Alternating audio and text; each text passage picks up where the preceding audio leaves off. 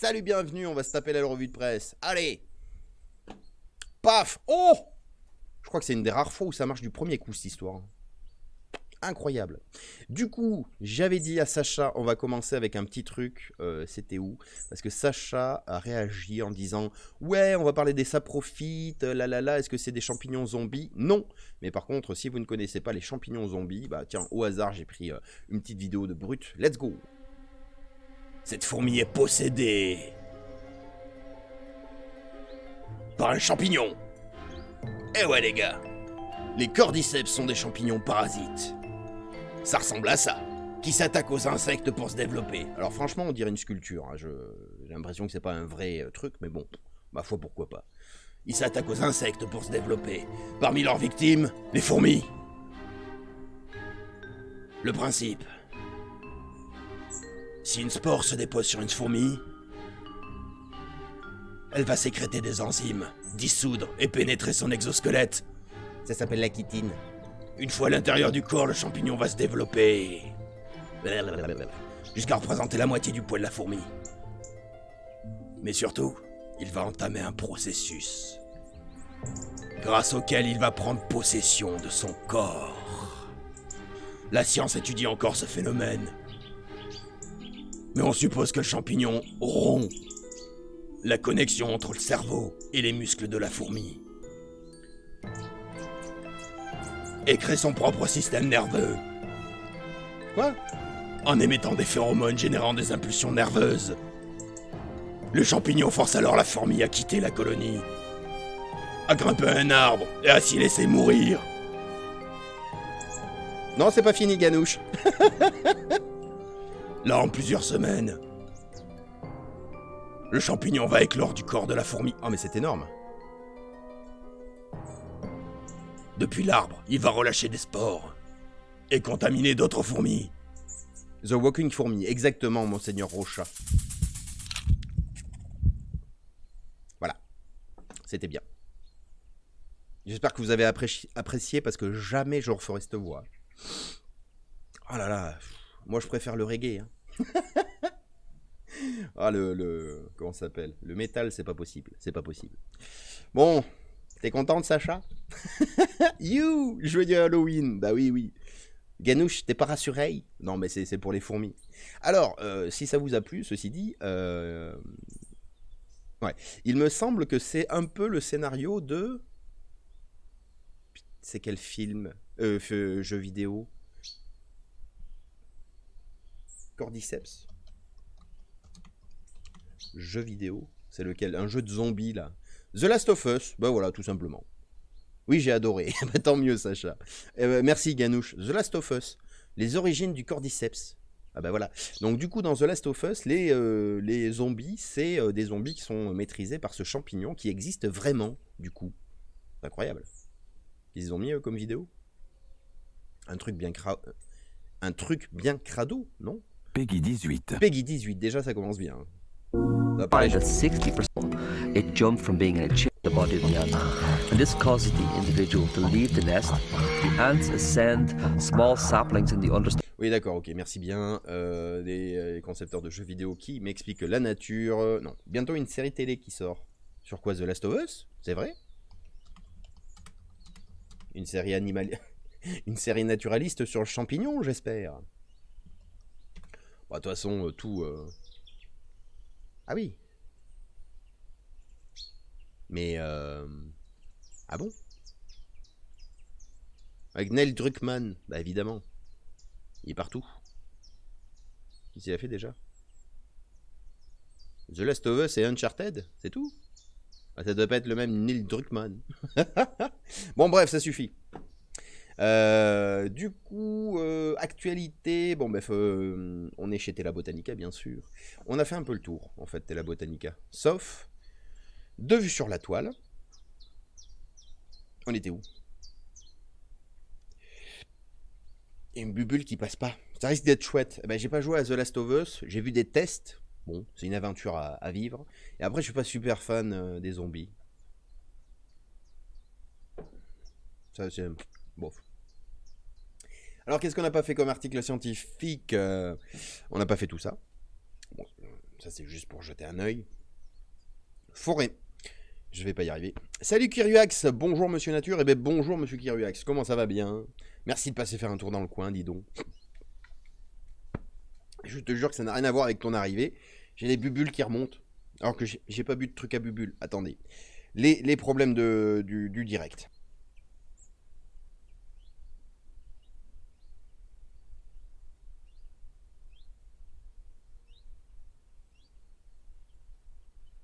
J'ai l'air malade ou frigorifié? Non, c'est juste dans la grange, il fait un petit 11 degrés. Et vu que je vais y passer 5 heures, bah, je me suis permis de mettre un bonnet. D'ailleurs, en partant là-bas pour régler le problème de bubule, j'ai retrouvé le bonnet bleu. Tiens, ça va vous... Ouais, le bonnet bleu. Bon, bravo.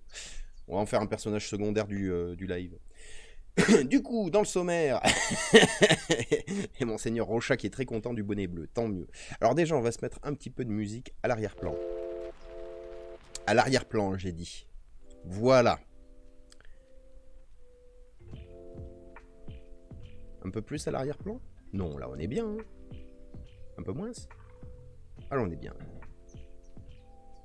Alors je disais forêt nature, évidemment, hein, on n'avait pas fini la dernière fois, on avait vu beaucoup de choses du sommaire, en particulier le portfolio, le film Notre Nature, j'aimerais bien vous montrer la bande-annonce, mais on n'a pas les droits, hein, voilà, donc vous le savez, vous le saurez, il y a un film qui s'appelle Notre Nature, qui a été fait par des Belges, enfin je crois. Ou alors je peux vous le montrer sans le son, parce que c'est intéressant. Attendez 2 secondes. On essaye. Dans un pays densément peuplé, la nature se bat. Comment ça?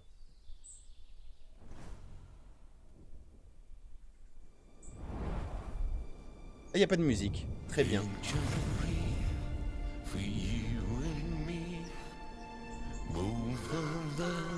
Si, il y a de la musique, donc on va couper la musique, désolé. Hein, on va mettre du Lofi par-dessus, hein, c'est comme ça, c'est la vie. Mais vous avez vu ces images déjà? Ah oui, mais du coup, c'est très fort. Voilà, là c'est mieux. Allez, let's go. Donc un film qui s'appelle Notre... Ah bah...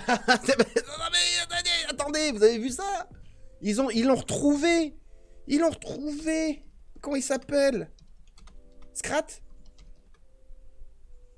Scrat, tout à fait. Ils ont retrouvé Scrat en vrai. Regardez, il chope une noisette, paumé la noisette. C'est incroyable ces images. Hop là, micro vers la bouche, c'est mieux. Oh, ça, c'est le Limousin. Voilà, si vous connaissez pas le Limousin, ça ressemble fortement à une tourbière. Alors je suppose que ça s'est passé, c'est tourné en Belgique, mais bon, ça, c'est typiquement une vision du Limousin. Il y a la tourbière, il y a les landes, les petits bouleaux qui commencent à coloniser. Au fond, la forêt, la brume. Pas un être vivant, enfin pas un être humain, pardon. Oh, la Belgique sauvage. Bon, ça ressemble, voilà, la Belgique ressemble au Limousin. Alors qu'est-ce qu'il raconte? Il me semble Scrat c'est un gland qu'il cherche, donc ça doit être un cousin éloigné. Attends, je vais autoriser parce que dedans il y a le mot gland, alors forcément... Bah oui, mais c'est un gland qu'il a là, non? C'est pas une noisette? C'était une noisette, c'était un gland, j'ai pas vu. Ouais, attendez, c'était où? Se bat pour survivre, oui. Ouais, c'est un gland, ça.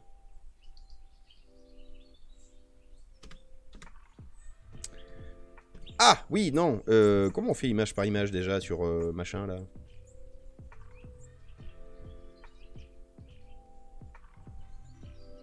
Je suis en HD, bien sûr.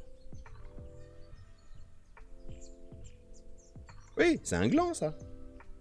Ah, my bad, c'est un gland. Ouais, non, mais ça allait très vite, hein, y a pas de souci. Ah non, pas les sangliers. Notre nature, la Belgique sauvage, évidemment. La Belgique ressemble au Limousin, du coup. Limousin, oui, tout à fait. Le brame du cerf, le... Oh. Spéciale dédicace à tous ceux qui n'aiment pas les serpents.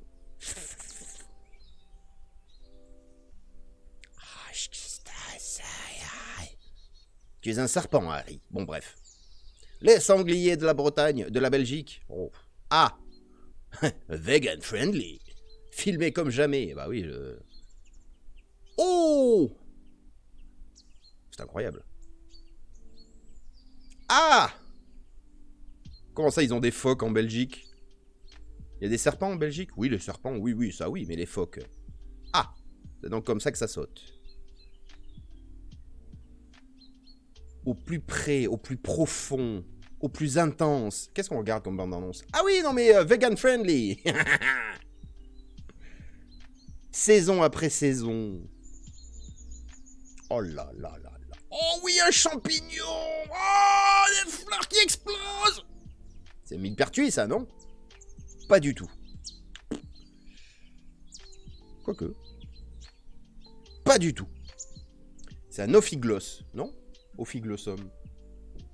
Je sais pas pourquoi, j'ai toujours ce mot en tête en ce moment. Pas du tout. C'est pas un ophiglossum du tout. Quoique. Non, mais pas du tout. Mais arrêtez, mais au secours. Il faudra chercher. Non, c'est pas du tout ce que je... Non, j'ai des mots bizarres dans la tête, c'est pas ça. Oh, les petits bébés! Ah, bah, ils ont glissé. Ah! Oh, bah oui, bah attends, on a... Vous me ferez pas croire que ça, c'était fait par hasard, hein. Que le mec, il a posé sa caméra pile poil où il y a une faine de hêtre qui est tombée sur des vestes de loup, hein. Ah non, non, non, ça c'est du montage, hein, je suis pas d'accord. Très bon montage, ceci dit. Jean-Michel Sanglier. Ah oui, les lapins qui se fight. Moi j'ai la même technique. Bref. Bon ben voilà, vous le saurez, il y a un film qui s'appelle Notre Nature.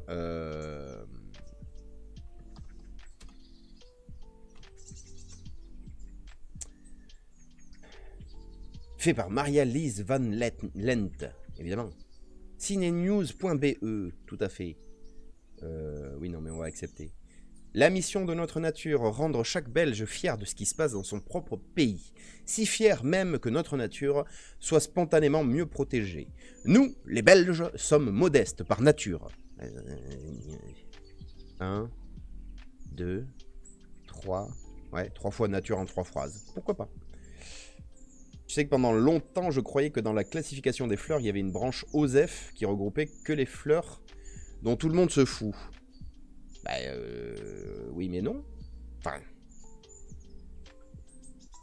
techniquement, ça existe un peu, mais c'est du discours d'expert. Non, non, mais il n'y a aucune plante dont tout le monde se fout. Hein. C'est juste que il y a des fois, on comprend pas bien le concept. Tu sais, quand ils ont découvert les plantes carnivores, alors, découvert entre guillemets, et quand il a fallu nommer, placer, classer les plantes carnivores, Darwin a été bien embêté. Bon, aujourd'hui il n'y a pas de souci, on a réussi à classer tout ça et à comprendre le phénomène, mais à l'époque c'était du style, waouh, c'est, on en parle ça, c'est vraiment, enfin si ça pourrait ne pas exister, ça serait mieux. Hein. Sympa le film en tout cas, les images sont belles. Ah, non, là les images sont pas belles, les images sont magnifiques, c'est filmé avec des caméras. Avec je sais pas combien d'images par seconde, là, vu les ralentis qualitatifs qu'on peut avoir, le manque de flou sur l'image, crois-moi, il y a du pognon derrière, nom de Zeus, en tout cas en termes de matos. Du coup, c'est où? Mais nous n'avons pas à être modestes quand il s'agit de la nature belge. Ce n'est pas le léopard, mais bien notre faucon pèlerin qui est l'animal le plus rapide du monde. La souris des moissons tisse des nids dans les roseaux aussi ingénieusement qu'un oiseau aquatique africain. Et si vous pensez que notre parc naturel Kalmthoutsteide ne vaut pas la savane africaine en termes de beauté, alors vous devriez revenir vous y promener lorsque la calune transforme la plaine sèche en une mer de fleurs violettes. Si vous ouvrez l'œil, vous n'y échapperez pas. Nous sommes entourés d'une nature sensationnelle et sauvage. Nous voulons montrer la Belgique sauvage dans toute sa splendeur, tout à fait. Par contre, ils ont des phoques en Belgique.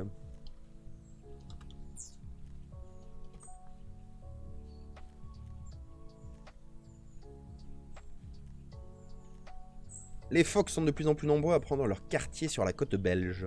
Ils se plaisent beaucoup à Nieuwpoort, où l'on peut observer une dizaine toute l'année, mais aussi à Coxide, à Ostende ou encore à Zeebrugge. Bon bref. Si ceux que l'on appelle également les veaux marins, super, restent encore une attraction pour les passants, il faut faire attention à ne pas les déranger. Donc le veau marin, alias le phoque commun, alias Phoca vitulina, c'est pas 36 ans. Ah ouais.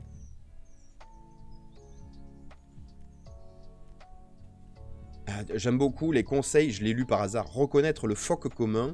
Ses dents sont situées à l'arrière de la mâchoire. C'est peut-être pas ce qui m'aurait sauté aux yeux en regardant un phoque. Au fait, si ça t'intéresse, me dit Kiruax, d'ici un peu plus d'un mois, j'aurai 40 ans et je me suis offert un voyage de 10 jours au Mexique. Ah bravo! Si tu veux, j'essaie de prendre la fleur en photo. Voir si tu veux, on peut essayer de caler un duplex sur Discord. Faut voir. Alors les plantes en photo, oui, j'en fais l'annonce. Hein. Si vous avez des plantes, vous partez en vacances, n'importe où, hein, même à 3 km de chez vous, vous prenez des plantes en photo, vous savez pas ce que c'est, vous me les envoyez, on fera une petite émission dessus. Hein, on prendra un petit peu le temps pour identifier tout ça. Et après le duplex, faut voir. Faut voir. Faut voir. Le phoque commun et l'amour. Ah non, pas avant 9h. Hein, pas... Calmez-vous. Bien, donc on a très beaucoup dérivé, bien sûr. Hein. On était parti d'où? Je ne sais plus. Les phoques, notre nature, tout à fait. Les rondes soncières, c'est pas pour tout de suite.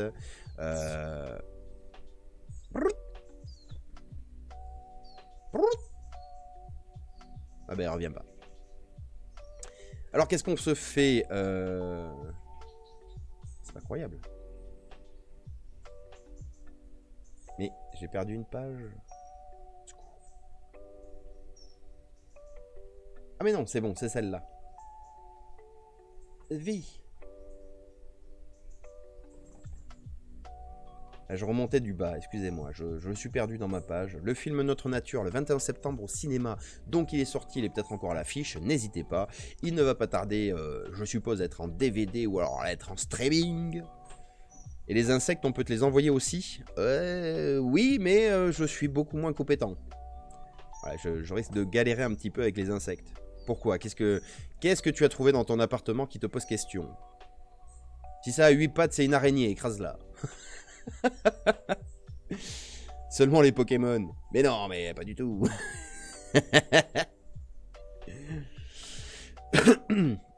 Oui, alors revenons un peu aux sources. Lolilol, on va parler d'eau. Ressources en eau, privilégions.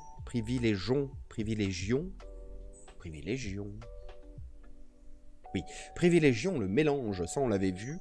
L'idée c'était les peuplements qui sont mélangés en termes d'espèces, d'essence, donc d'arbres, du feuillu, du résineux, et bien ça permet d'avoir une plus grande efficacité vis-à-vis de ce qu'on appelle le régime hydrique forestier, donc la rétention de l'eau dans le sol, la réaction du peuplement au stress hydrique et la croissance des peuplements. Salut Natokino, bonjour Monsieur Bonnet. Ben oui, je sais, regarde, c'est le plus bonnet du web. Ah, pas un bonnet comme ça, pardon. Bonjour à toi Nato, en tout cas, comment ça va ce matin? Est-ce que tu commences bien la journée? Et Minimois qui dit, on a des jolis petits scorpions dans la maison en ce moment. Mais... Ah bon? Alors je sais qu'en France on a des scorpions, je sais que c'est que dans la zone méditerranéenne normalement. Je pense que c'est pas celui-là.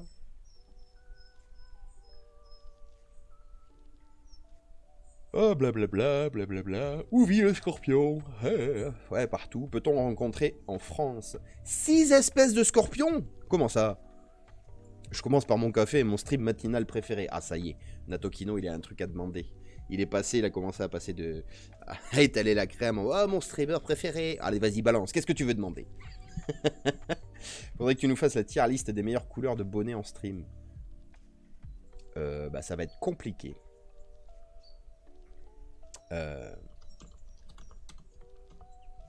Mais déjà,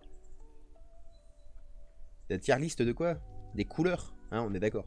Bah, c'est extrêmement simple la tier liste des couleurs. Hein, bougez pas, je cherche un document.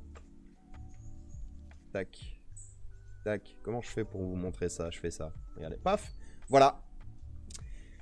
Merci beaucoup d'être venu sur ce Steam, sur ce stream tier list des couleurs de bonnets.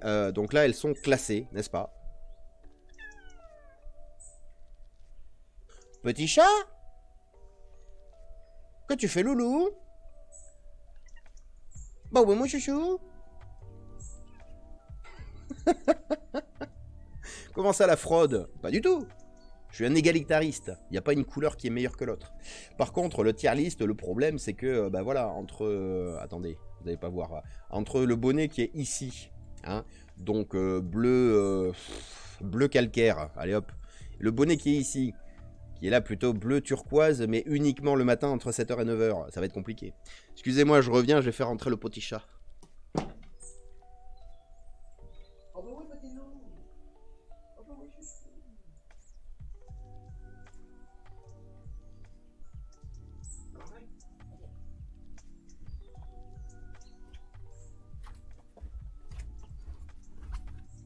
Viens, Loulou.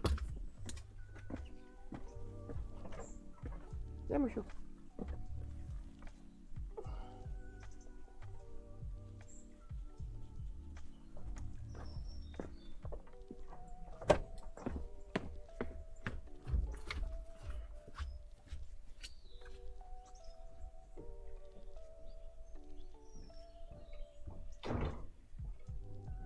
C'est bon.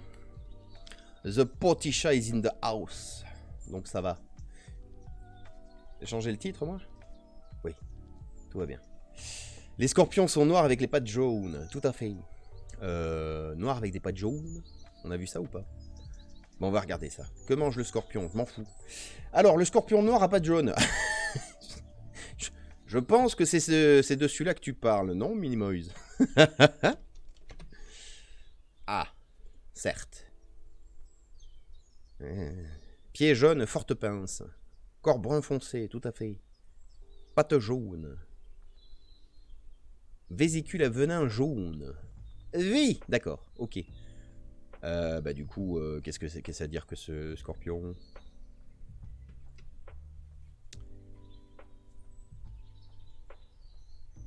Comment il... Ah oui, il s'appelle le scorpion noir à queue jaune, d'accord, c'est... Pour moi c'est efficace. Il a pas une petite page wiki? Apparemment, il n'est pas dangereux. Ah bon?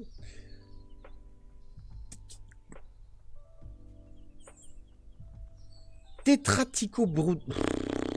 Tétra. Bon, ça d'accord. Tricot, le poil. Très bien. Tétra. Donc 4. Tricot, le poil. Botrius, je sais pas. Flavicodis. Ah là, c'est facile. Flavi, c'est jaune. Et Codis, c'est la queue. Attendez, ça m'intrigue. Tétra... Oh, je n'y arrive pas. Je n'y arrive pas. Tétratricobotrius. Oui. Et étymologie ou pas? Non. Ah non. Oh, ils font pas l'étymologie. Alors ça, quelle taille, ça? En France, en Corse, en Italie, aux Sardaigne, en Espagne et aux Baléares. Elle a été signalée ponctuellement en Suisse.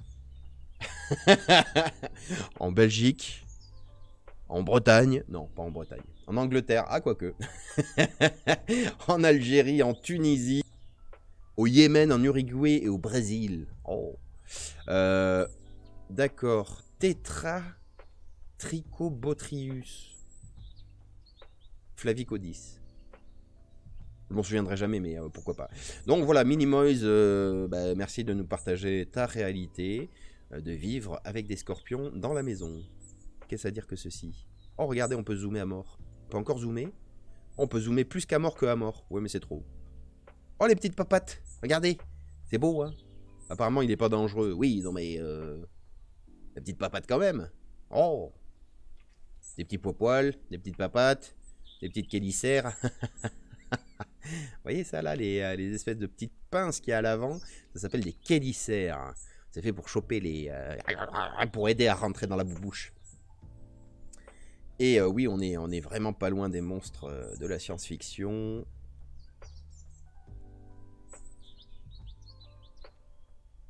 Ça va, ça pourrait être pire. Bon bref, trêve de gros plans sur des choses bizarres. Trêve de gros plans sur la chitine. Scorpioness. Bon, ça suffit, ça suffit. Voilà, matière liste des couleurs de bonnet. Hein. N'hésitez pas, n'hésitez pas à faire parler de moi. Hein. Ça m'a pris assez longtemps de faire cette tier list. Pas tous les jours facile. Tu devrais jouer à Grounded si tu veux voir des insectes de très très près. Oh bah je sais pas pourquoi vous dites ça. Attends, je fais un petit... Hop. Oh bah mince alors. Dis donc, on y joue vendredi à Grandid. Ça tombe bien. Bon, y a pas la... Paf. Ah oui, c'est très très jaune aujourd'hui. Bref, tout ça pour dire que oui, oui, on va jouer à Grounded, c'est prévu. Ah bah voilà, eh bah oui, exactement. Enfin, on va pouvoir parler un peu nature le soir dans les lives. Ah, Minimoys, j'y ai joué, il est trop bien. Ouais, ben moi j'y ai pas joué depuis 1 an. J'avais joué quand il était sorti en avant-première là, enfin en early access. Et j'y ai pas touché depuis 1 an. Et donc là, vu qu'il est sorti, il y a la hype qui est remontée. Donc on va s'en faire une petite. On va s'en faire une petite. Du coup, si vous n'avez pas vu, où est-ce que je peux rajouter ici, par exemple, de la publicité. Groupas. Promo. Paf. Regardez. Donc si vous n'avez pas vu, pour info, prochain rendez-vous, hop. C'est, ça commence ce vendredi soir, n'est-ce pas? Ça va durer au moins 4 vendredis soirs, entre fin octobre et début novembre. Ça sera à partir de 20h. On jouera en coop. Au début, on est que 2 pour l'instant. Avec Monsieur Ganouche qui est présent dans le chat. Et puis peut-être qu'on jouera plus. C'est pas encore tout à fait calé tout ça. Mais déjà à 2, c'est pas mal. Et ensuite, on verra comment ça évolue. Moi, j'y avais joué à sa sortie. Il y avait environ 3 heures de gameplay. Et après, plus du tout. Oui, parce qu'ils ont construit les zones au fur et à mesure. Ah, mais il y avait un petit peu plus. On se fait bolosser par des araignées. Pff, ça, c'est parce que t'as pas la technique. Viens voir vendredi soir, tu vas voir. Tu vas voir vendredi soir, je vais te montrer comment on bolosse des araignées, comment on renverse la situation. Il se peut que ça prenne entre 2 et 15 000 essais, mais on va y arriver. Quelle heure est-il? On parle de rien, là. Alors, des scientifiques atteignent le plus grand arbre jamais découvert en Amazonie. Qu'est-ce à dire que ceci? Scorpion, qui est-il? D'où vient-il? Ah, j'ai pas la rime. Oui, non mais... Pourquoi c'est tout gris? L'Obs? Qu'est-ce que... Ils ont mis un filtre gris sur leur page internet, c'est incroyable. Allô? Bah... C'est méga moche. On va pas lire ça, si? Allez, on essaye. Des scientifiques atteignent... parce que l'article doit être payant. Il va y avoir un paywall. Ouais, mais pour l'instant, il y est pas. Des scientifiques atteignent le plus grand arbre jamais découvert en Amazonie. L'arbre géant dont la cime dépasse la canopée dans la réserve naturelle de la rivière Iratapuru, dans le nord du Brésil. C'est un Dinysia excelsa. Ah. Je sais plus comment il a écrit. Dinysia excelsa. Wikipédia. Espèce de plante cotylédone. Ça, c'est bon comme insulte. Espèce de plante cotylédone, là.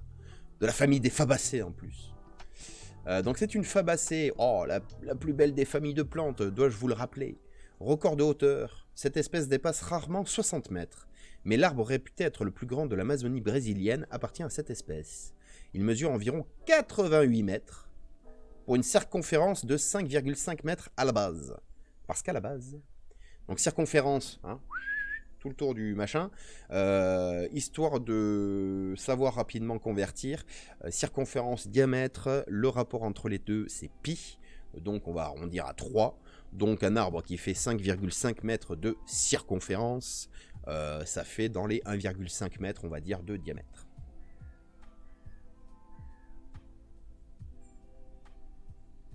« 30, 3 x 5, 15, 40, 45, un peu plus, 1,75 de diamètre. Ce qui est pas mal déjà, 1,75, c'est à peu près ma taille, en hauteur. Bah lui, il est en largeur. Bref. Et c'est tout ce que nous dit l'article. D'accord, bravo, merci. Donc l'arbre géant est un Dinysia excelsa de 88,5 mètres de hauteur et 9,9 mètres de diamètre. Attendez. Mais ils nous ont dit l'inverse, juste à l'instant. Pas l'inverse. Il mesure 88 mètres de hauteur pour une circonférence de 5,5 mètres à la base. Parce qu'à la base. Et là, 9,9 mètres de diamètre. C'est pas la même, c'est pas les mêmes notions là. Parce que 9 mètres de diamètre, c'est énorme. Un petit peu comme ma caméra, mais bon. Après 3 ans de planification, 5 expéditions et une randonnée de 2 semaines dans la jungle, une équipe de scientifiques a atteint le plus grand arbre jamais découvert dans la forêt amazonienne, un spécimen imposant de la taille d'un immeuble de 25 étages. Oui, si vous voulez, oui. L'arbre géant dont la cime dépasse la canopée dans la réserve naturelle de la rivière Iratapuru. Oui, donc ils nous remettent les mêmes chiffres. Encore un article qui a trop bu. Oui. Ah non, pas Francis Allais, hein, calmez-vous. Monseigneur Rocha, j'étais AFK, je reviens et j'entends 1,75 m de diamètre, c'est à peu près ma taille. Bah non, c'était pour comparer le diamètre d'un arbre avec... voilà, parce que quand on dit, bah tiens, il fait 5 mètres de diamètre ou 3 mètres de diamètre, voilà, bah 1,75 m, on rappelle que c'est un être humain vertical, mais en largeur, du coup, voilà.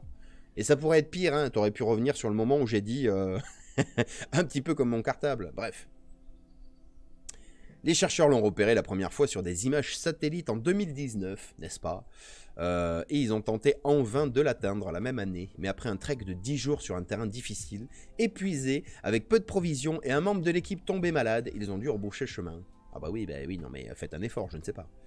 250 km en bateau, 20 km à pied, ah ça va. 3 autres expéditions dans la région isolée de la vallée de Jari, située à la frontière des états d'Amapá et de Pará, ont permis d'atteindre plusieurs autres arbres géants, dont le plus grand arbre à noix du Brésil, jamais répertorié en Amazonie, haut de 66 mètres de haut.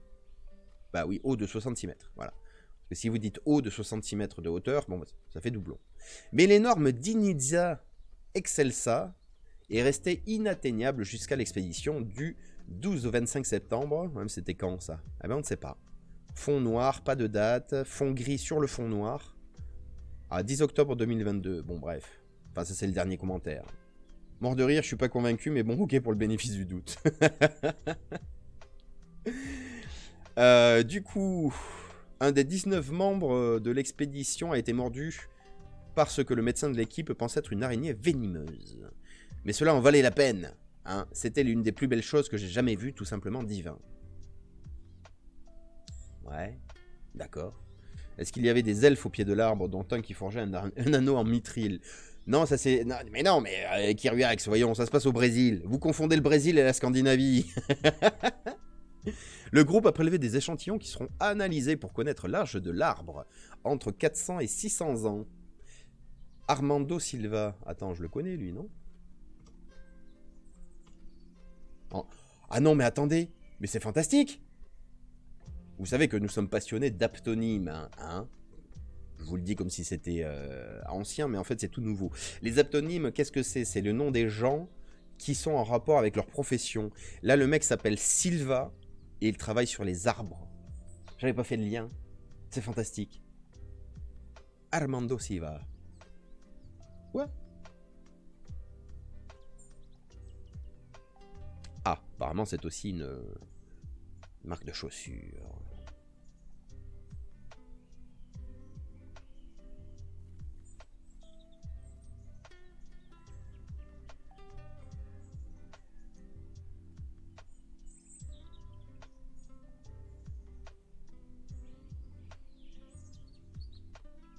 C'est quoi qu'on a entendu? Bref, excusez-moi, je bloque. J'avais, ça me rappelait quelqu'un que j'ai rencontré il y a très longtemps, mais il y a peu de chances que ça soit lui en fait. Dommage. On est où? Oui, salut Calici, bonjour Nature, coucou, bonjour le chat. Bonjour Calici, bienvenue, comment vas-tu aujourd'hui? Est-ce que tu as bien déjeuné? Est-ce que la journée commence bien? Gérardement froid, c'est un aptonyme s'il est chauffagiste? Non. Bah non, ça reste une blague carambar. Ça prouve bien le concept de la société humaine. Tu cherches un spécialiste d'arbres et tu tombes sur un maroquinier. Oui, non, mais ça c'est le monde vu par Google. Hein. C'est pas représentatif de l'humanité. Pas encore, en tout cas. Tout pour consommer, mais quand il s'agit de nature, il n'y a plus rien. Oh. Sait-on jamais? Peut-être qu'il fait des chaussures en peau de saumon ou en cuir d'escargot, je ne sais pas. Rigolez pas, on a vu ça la dernière fois. Alors finissons quand même un petit peu l'article. Il est où? Là, voilà. Les arbres géants de cette zone pèsent jusqu'à 400 000 tonnes.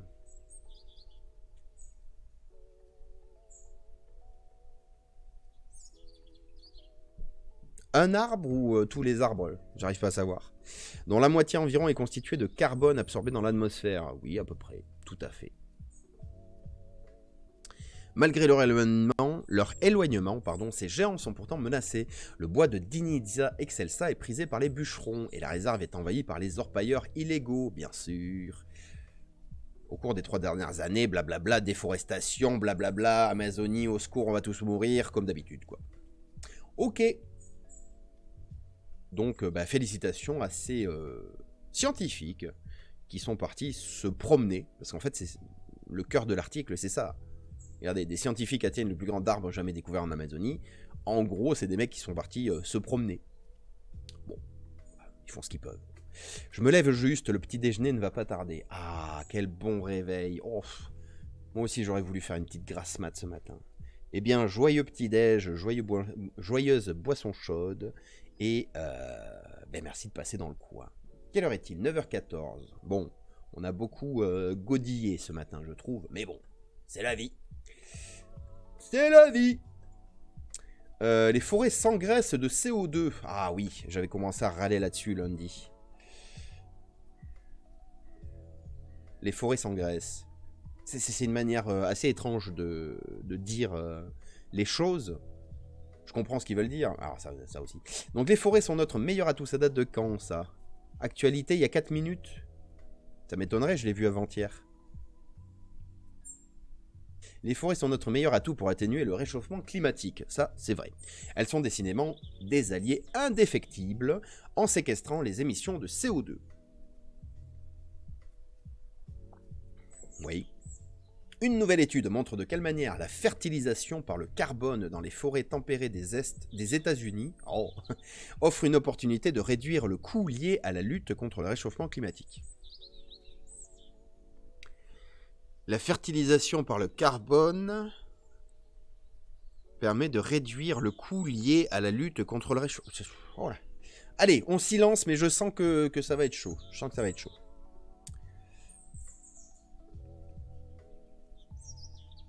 Mince, Calici, t'as un mal de dos affreux. Ah.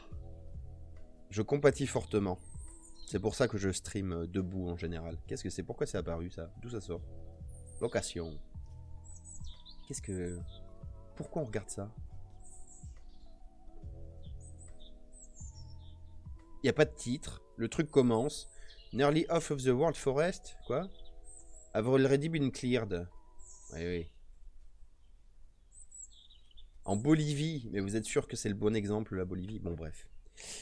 Du coup, si tu as un mal de dos affreux, je te recommanderais de faire quelques petits étirements matinaux en douceur. Hein, très en douceur. Ça fait tellement du bien. Mais bon, je suppose que tu es au courant, bien sûr. Du coup, ça on s'en fout. On le sait, les arbres sont gourmands en CO2, bien sûr. Leurs racines et leurs feuilles absorbent les émissions rejetées dans l'atmosphère. La formule est un peu bizarre si je veux chipoter, mais en gros, même si on n'avait pas d'émissions de CO2 dans l'atmosphère, il y aurait du CO2 dans l'atmosphère. Bref, je m'embrouille. Continuons. Ce qui rend précieux les arbres pour lutter contre le réchauffement climatique. Eh ben oui, s'ils chopent le CO2 qu'il y a dans l'atmosphère, forcément, si vous plantez des arbres, et de plus en plus, eh bien, ils vont capter de plus en plus de CO2 dans l'atmosphère. Et petit rappel pour ceux qui dormaient ces 40 dernières années, le CO2 dans l'atmosphère, c'est une des principales causes... dans le top tiers, voilà. C'est là une des molécules dans le top tiers des molécules qui réchauffent notre planète, tout simplement parce que elles empêchent les rayons du soleil, enfin elles font rebondir les rayons du soleil plusieurs fois et donc ça chauffe plus que ce que ça devrait. On va dire ça comme ça. Je le fais chaque matin, mais là chaque mouvement me fait mal. Ah oui, non, eh ben il faut être actif, paraît-il, en douceur. Bon courage, en tout cas, je le compatis fortement. Vraiment. Du coup, des scientifiques viennent de découvrir que cet excès de carbone contribue à augmenter le volume du bois et accroît même, du coup, la capacité des forêts à stocker le CO2.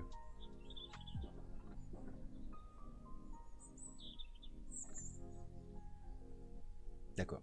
Entre 700 et 800 millions de tonnes de carbone, c'est la quantité de CO2 que les forêts des États-Unis auraient absorbé chaque année depuis ces 2 dernières décennies, soit environ 10 à 11% des émissions totales de CO2 du pays. Ah, il reste de quoi faire, hein. La recherche démontre également que les niveaux élevés de dioxyde de carbone dans l'atmosphère ont augmenté le volume des arbres de ces forêts des États-Unis. D'après les estimations de ces scientifiques, la végétation moderne serait entre 20 et 30% plus grande qu'auparavant. Ah bon ? Si on applique aux forêts de séquoia de la côte qui abritent certains des plus grands arbres du monde, même un pourcentage d'augmentation modeste signifie beaucoup de stockage de carbone supplémentaire dans les forêts. D'autant que le phénomène s'applique également aux grands arbres les plus anciens, qui continuent de gagner en volume à mesure qu'ils vieillissent.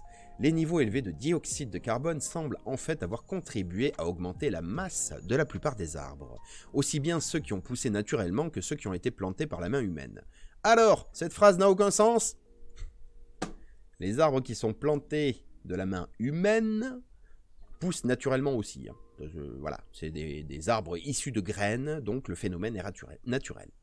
Observé entre 1970 et 2015 dans le cadre de cette étude, cette augmentation significative du volume de bois des arbres provoquée par une nette augmentation des émissions de carbone porte un nom, la fertilisation par le carbone.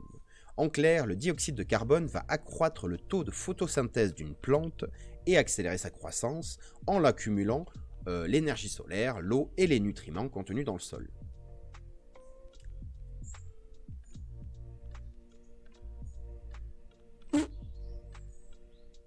Les auteurs des travaux qui estiment que la fertilisation par le carbone serait encore plus élevée que celle décrite dans les travaux antérieurs voient dans ces résultats une opportunité de réduire le coût lié à l'atténuation du réchauffement climatique. La fertilisation par le carbone rend certainement moins coûteux le fait de planter des arbres, d'éviter la déforestation ou de mener d'autres activités liées à l'amélioration du puits de carbone dans les forêts. Nous devrions planter plus d'arbres et préserver les plus vieux, car au bout du compte, ils sont probablement notre meilleur atout pour atténuer le changement climatique. Eh, c'est pas faux. Le dioxyde de carbone fait pousser les forêts plus vite. Ah, mais c'est un autre article, ça ? Non, ça a l'air d'être le même.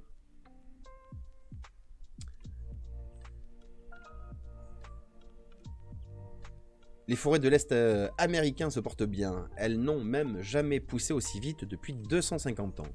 La cause de cette vitalité est l'émission de CO2 qui augmente le taux de ce gaz dans l'atmosphère, élève la température et allonge la saison de croissance végétale.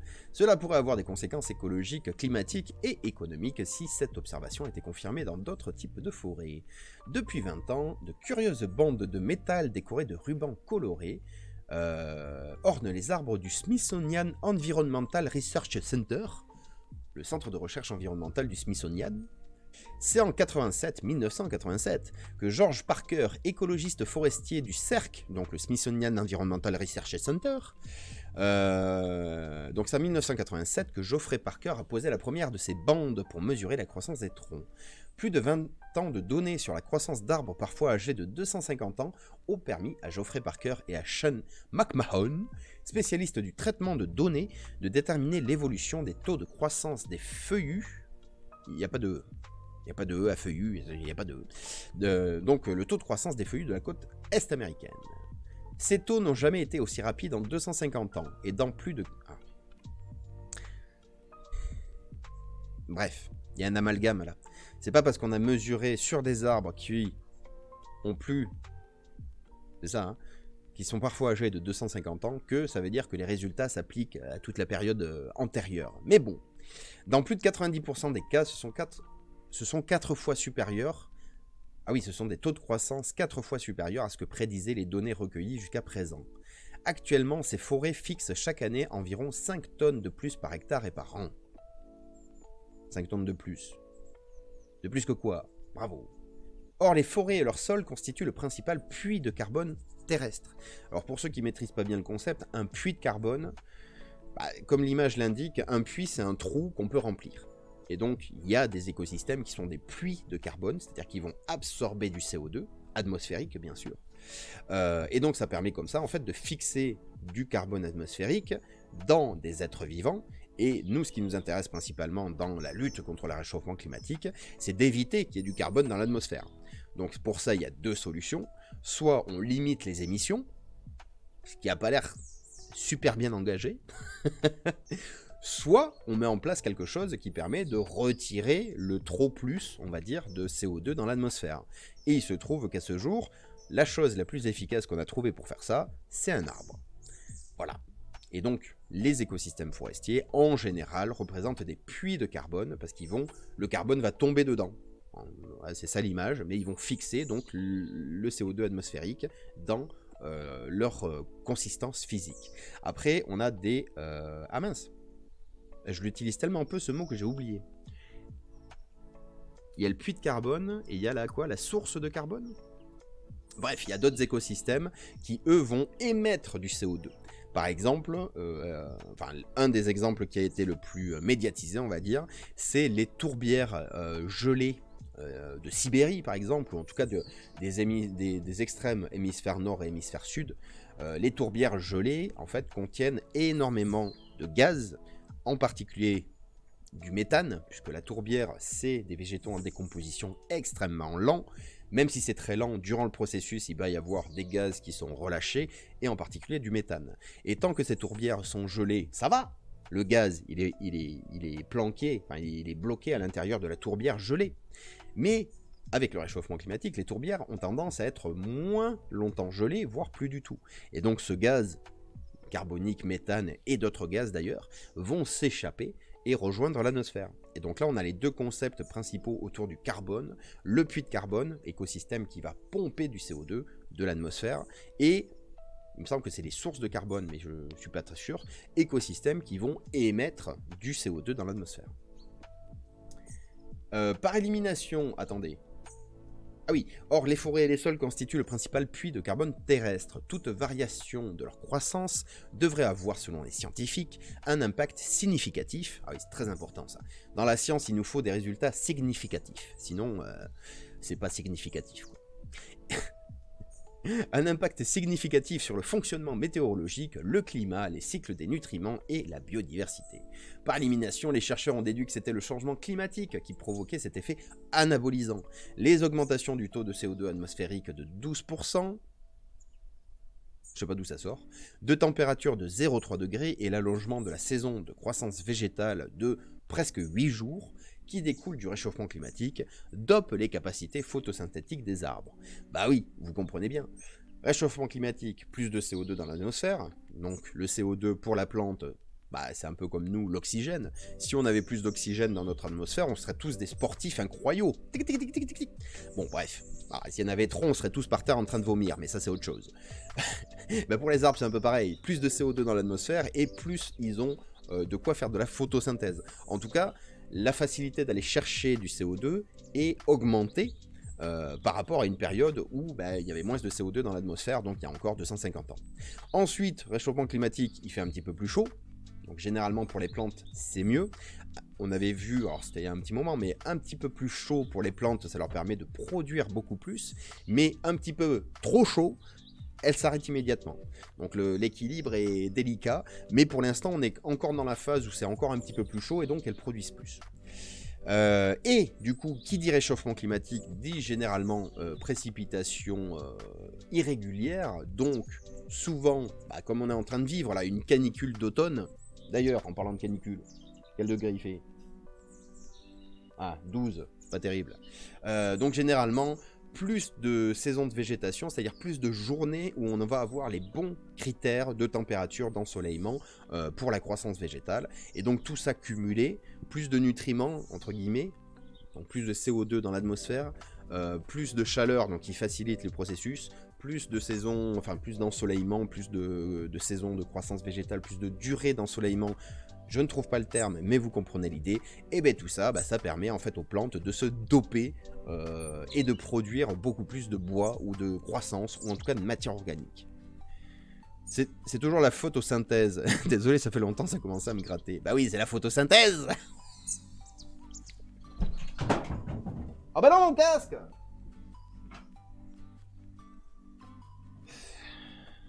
Merci Ganouche d'avoir fait tomber mon casque. Non mais elle est belle, elle est belle. C'est vrai que jusqu'ici je l'avais pas tenté celle-là. C'est la photosynthèse. Ah, Monseigneur Rocha, il a aimé apparemment. Bravo, bravo, bravo. L'écologiste forestier Geoffrey Parker en train de mesurer... Ah oui, non mais très bien. Donc cette croissance inattendue de la biomasse des forêts pour voir si elle est confirmée par d'autres forêts. Oui, ça c'est comme... c'est comme les recherches scientifiques, hein. C'est la forêt confirme l'autre forêt, bref. Donc pourrait avoir des répercussions sur les négociations climatiques. Point. Voilà, phrase énigmatique. Les estimations des quantités de carbone fixées par les forêts devraient donc être revues à la hausse, ce qui impactera éventuellement la valeur d'un hectare de forêt sur le marché du carbone. Tout à fait. Cependant, comme le font remarquer les chercheurs, cette croissance ne pourra pas continuer et devra se stabiliser, voire diminuer. Que se passera-t-il lorsque les arbres seront au maximum de leur capacité de fixation du CO2 ? Alors, la phrase est bizarrement tournée, parce que régulièrement les arbres sont au maximum de leur capacité de fixation. C'est-à-dire ça arrive tous les jours. Par contre, lorsqu'un arbre est au maximum de ce qu'il peut fixer... Alors, la phrase est mal faite dans le sens où, à travers cette phrase, moi je vois l'arbre comme un récipient, tu le remplis de CO2 et quand c'est plein, ben, c'est fini, ça déborde. Mais c'est pas vraiment ça. C'est-à-dire que l'arbre, il va avoir des périodes de croissance où il va capter plus de CO2 et des périodes où ben, il va en capter moins, tout au long du cycle de sa vie, j'entends. Mais il n'y a aucun moment où il va s'arrêter de capter du CO2 en mode ouais, je suis plein, je déborde. Bah non, parce que ce CO2, évidemment, il sert à la photosynthèse. Et du coup, bah, c'est pas un entrepôt qu'on stocke, quoi. Voilà, c'est juste ce qui me dérange dans la phrase. Bref, tout ça pour dire que, oui, réchauffement climatique, les arbres fixent plus de carbone, et ça tombe bien parce qu'on en a besoin, et donc forcément, il faut planter plus d'arbres pour qu'ils fixent plus de carbone, parce que forcément on en a besoin, et puis il faut planter plus d'arbres. Voilà, 9h30, on est à la bourre, je vais me faire 10 minutes de pause, parce que je n'ai pas été chercher les champignons, il faut que je nourrisse le chat, etc., etc. Donc on va s'arrêter pour la revue de presse là-dessus. Ah, il n'y a plus de soleil. Si, le voilà.